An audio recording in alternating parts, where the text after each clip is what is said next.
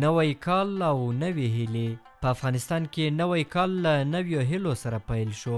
نوی کال په داسې حال کې پیلیږي چې تیره کابو نیمایي پیړۍ افغان ولس له جګړو، سیاسي کشمکشونو، ناخوالو او مرګونو سره مخ و. تیر 43 کاله د افغانستان یو نسل په جګړو کې رالوی شو.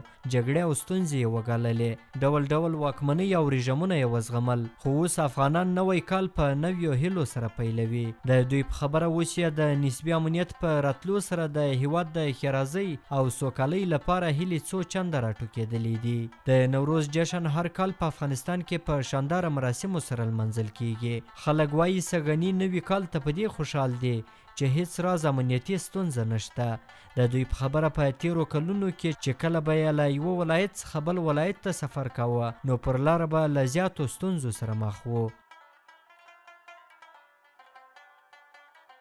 موږ په کابل کې د قرغې سیمې ته راغلي یو او دلته سلګونه کورنۍ د نوروز د جشن د نمانځلو او ساتیرۍ لپاره راغلي دي. دغه کورنۍ وایي چې پخوا به دې ځای ته په وام او ډار کې راتلل، خو سږ کال بغیر له کومې ویرې څخه راغلي او دلته نوی کال لمانځي. زه دلته له خپلو اولادونو سره د نوي کال په خاطر د تفریح لپاره راغلی یم. نوروز د افغانانو یو پخوانی دود دی او دلته هر کال نمانځل کیږي. د عمل میاشت کې هر کال نوروز پیل کیږي، ګلان شنه کیږي. زه چې له کله راغلی یم شکر بیخي امنیت دی، هیڅ ستونزه نشته. وضعیت عادي دی، ښځې نارینه ټول دلته راغلي او په یوه ښه فضا کې له کومې ستونزې پرته دا دی د نوروز جشن نمانځي. نوي کال ته مو هیله ده چې په هیواد کې تلپاتې سوله او د هیوادوالو اقتصادي وضعیت ښه سي.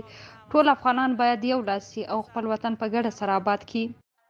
دغه کورنۍ زیاتوي چې راتلونکي کال ته یې هیلې زیاتې شوي دي او هیله لري چې راتلونکی کال د افغانستان لپاره یو ښه او له لاسته راوړنو ډک کال وي. نو نن د نوروز ورځ ده، د ټولو افغانانو دپاره د نوي کال نوي هیلې د نوي کال پیل دی. نو د دې په خاطر راغلی یم چې الله تعالی دغه کال بختور کال کا. الله تعالی نه دعا غواړو چې الله تعالی نور په دغه وطن کې خیر، امن، امان راولي او نور د موږ په وطن کې آرامي راولي تر څو ټول خلک په آرامه راشي او خپله ساه واخلي، د خوشحالۍ احساس وکړه، د آرامۍ احساس وکړه. دغه د موږ طبعا چې نورو کالو کې وضعیت ډېر خراب و، نو یو دا چې مشکلات ډېر وو. کله به چې داسې ډېر کسان یو ځای کې غونډ وو، حتما به یا د دې اواز هغه وه چې چاودنه ونشي یا بل شی ونشي. ساغ لله الحمد په ډېر ښه آرامۍ او په ډېر خوشحالۍ ټول خلک راغلي دي. امنیت خو شکر ډېر ډاډمن او ښه دی، ډېر خوشحاله یو. شکر په وطن امن او سوله راغلی دی او موږ دا د نوروز جشن ترسره کوو. خلکو ته مو پیغام دا دی چې سره یو موټی شي. په نوروز کې د خلکو او نقلیه وسایطو ګڼه ګوڼه هم په کابل ښار کې زیاته وي، په ځانګړې توګه په هغه سیمو کې چې تفریحي دي او خلک د میلې لپاره ورځي. د دې کورنیو په خبره که څه هم په هیواد کې د خلکو اقتصادي وضعیت خراب دی، خو دوی د وروستیو تحولاتو له راتګ وروسته داسې فکر نه کاوه چې دا ورځ دې په دومره جوش او خوشحالۍ سره ونمانځل شي. موږ دلته راغلي یو له ملګرو سره غواړو شکر ووهو. که درته ووایم زما په ژوند کې دا لومړنی نوی کال دی چې په پوره امنیت یې خلک پیل کوي. ډېر خوشحاله یم، بیخي دا خوشحالي زه دلته بیانولی نشم ځکه افغانانو ډېر ویرونه او زحمتونه تیر کړي دي. تاسو خپله وګورئ څومره کسان یوازې دلته قرغې ته راغلي. لنډه دا چې زه خپله خوشحالي نشم درته بیانولی. زه دلته د چکر لپاره راغلی یم، ډېر خوشحاله یم. امنیت الحمدلله راغلی او خلک وینئ چې هره دقیقه شمیر زیاتیږي. زما نام آسیب ده، دې ځای نه تفریح ته راغلی یم.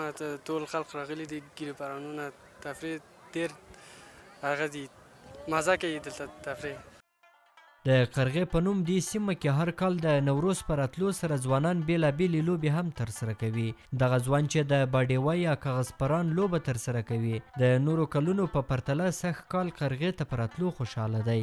د نوموړي په خبره چې د نوي کال له پیله تر اوسه هیڅ امنیتي ستونزه نه ده رامنځته شوې. ما هر سال اینو یه گوری پران بازی میکنم. زه هر کال دلته د کاغذ پران د لوبې ترسره کولو لپاره راځم. ټولو ته چیلنج ورکوم چې زه په دې لوبه کې ډېر تکړه یم. امنیت راتلو ته ډېر خوښ یم، اوس هیڅ ویره نه لرم. په ډاډه زړه زه او ملګري دلته راغلي یو او دا دې تاسو وینئ چې دا لوبه ترسره کوم. نوی کال زموږ لپاره یو تفریح ده او خوشحالي پکې کوو. د نوي کال په رارسېدو سره د افغانستان په ټولو ولایتونو کې د نوروز جشن په بېلابېلو دودونو سره نمانځل کیږي.